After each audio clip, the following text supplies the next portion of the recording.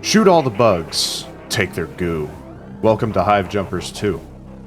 When you first jump into this game, you will feel like a survivor, stranded with nothing but a gun and a whole lot of bugs. By the time you beat the first 15 waves, this game will leave you feeling like a badass space exterminator from slaying your way through hive after hive of alien arachnids. But, before we get started, let me tell you about the sponsor of today's video, Minimap. Minimap is a game tracking app that syncs with your various gaming accounts such as Xbox, PlayStation, Nintendo, Epic, and Steam. Additionally, you can review games and categorize your favorites in completely customizable game collections. Or you can check out other people's collections, such as my own Halo tier list.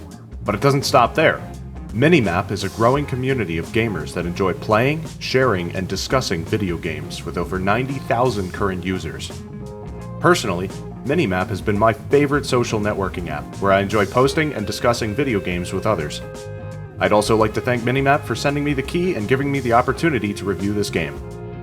Join Minimap today with the link in the description. If you're interested, why not join the official Minimap Discord? Link in the description. And don't forget to follow me on Minimap for gaming-related posts by searching @ColonelChicken on minimap.net or following the link below. Hive Jump 2 Survivors is a top-down roguelike action RPG bullet heaven developed by Graphite Lab and published by Midwest Games on May 29, 2024 in early access. Currently, it is holding a positive rating on Steam. In Hive Jump 2, you are tasked with overcoming insurmountable odds by exterminating waves of alien bugs on a hostile planet. Stranded, you must upgrade your equipment by collecting alien goo and surviving for the allotted time for 14 waves until the boss wave, which is no easy task. From here, let's take a closer look at the game's features. I'll be rating each category as objectively as possible out of 5 points. Then, at the end, I'll give my full opinion and a total score. Controls. The player's jumper moves through the world in a smooth and fluid manner, allowing for easy navigation of the terrain. The camera tracking moves with the character in a way that creates a seamless and immersive experience while not distracting your attention from the task at hand. The basic controls of the game are easy to learn and to use, with only a few keys required to move, fly with the jetpack, and switch fire modes of the weapons. This simplifies the gameplay loop and allows players to quickly get into and stay in the action. For this section, I'm giving a 5 out of 5. Graphics. The graphics at play in this game are top tier, with beautifully crafted pixels and visual effects that make every moment a feast for the eyes. That said, the art style showcases a sizable array of arachnids, with their colors adapting according to the map. The destruction of the bugs and your character is visceral.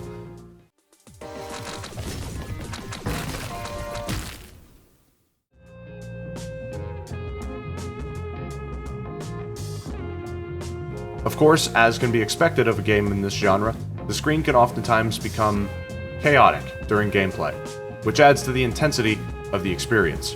For these reasons, I'll be giving the graphics a 5 out of 5. User interface. The user interface of the game is extremely easy to understand and navigate, with simple menus making it straightforward to access different options and features. The interface provides informative statistics about your character's abilities, skills, and progress through the current run. However, one drawback is that the game does not allow you to pull up these statistics at will, and instead requires you to wait until the end of each wave or level.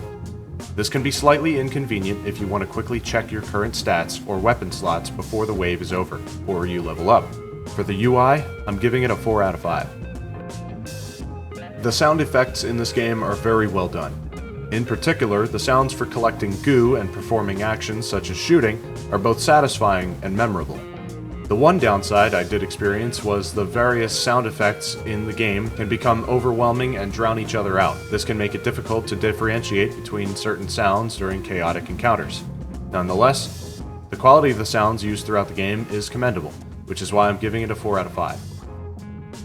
Music. The music in Hive Jump 2 is a mixed experience. On one hand, the tunes are catchy and enjoyable to listen to. Each map has its own unique soundtrack, adding variety and atmosphere to the game. However, there is also some noticeable repetition in the music. The same track seems to loop continuously within each map, which can get a little monotonous after a while. Additionally, the absence of boss music is rather disappointing, as the music didn't match the tension of the intense boss fights.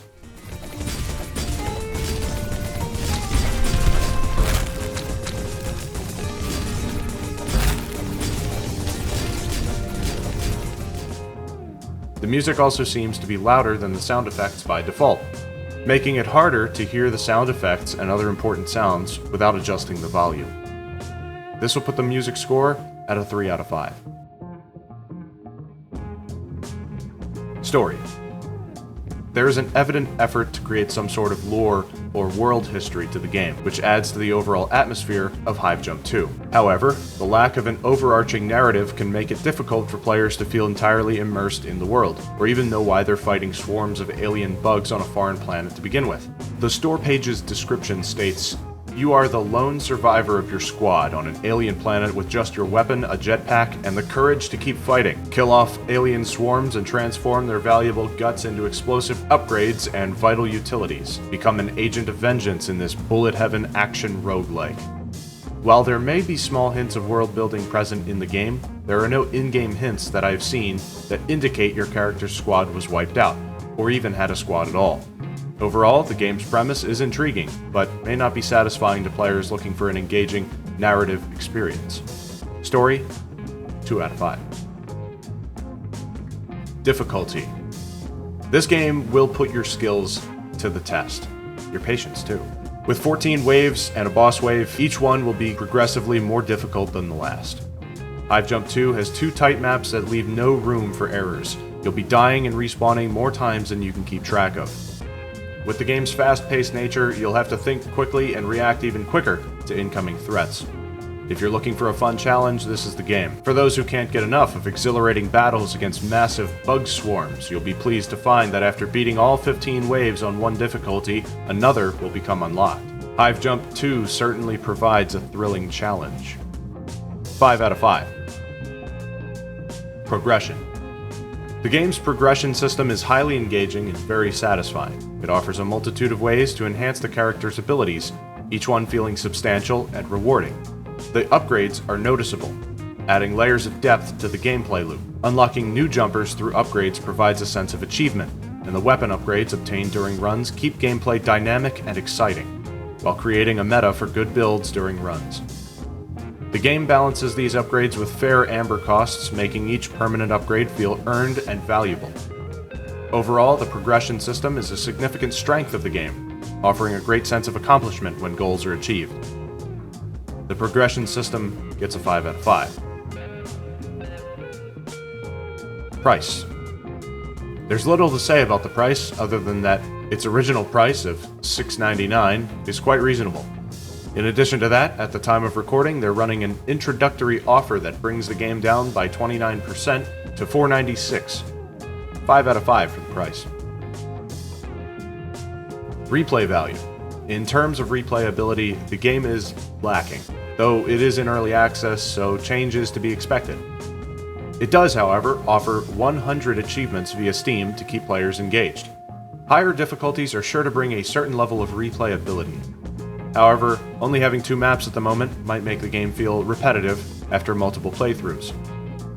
Overall, there's room for improvement in replayability, but the achievements and difficulty options provide some incentives to keep playing. Replay value, 3 out of 5. Now that that's out of the way, I'd like to give my own opinions after playing the game for nearly 10 hours. I couldn't stop playing the game for the past 3 days. I'm not someone who usually plays roguelikes or top-down shooters, but this one is really special. The game's mechanics are simple, the progression is satisfying, and I come out of each wave better than before. I'm really enjoying the upgrades and weapon combining, but my favorite feature is easily the jetpack. Just being able to get over the swarm and reroute them is really awesome to me. The build that I've found works perfectly is the fusion grenade, rejuvenation station, and the pulse rounds paired with the aerial jumper for maneuverability. I also found out that bosses can be one-shot with nukes, so there's that. As for the downsides, I am a bit disappointed that there were only 2 maps, but hey, it's early access. Maybe more will come in the future. Maybe a toxic swamp or a crashed spaceship. Another thing I noticed is that waves have no time in between them. Instead, you get another upgrade and boom, more bugs. My final score for Hive Jumpers 2 Survivors is a bug-crushing 8 out of 10. Once again, I'd like to thank everyone over at Minimap for sending me a key to do this review, and for sponsoring today's video.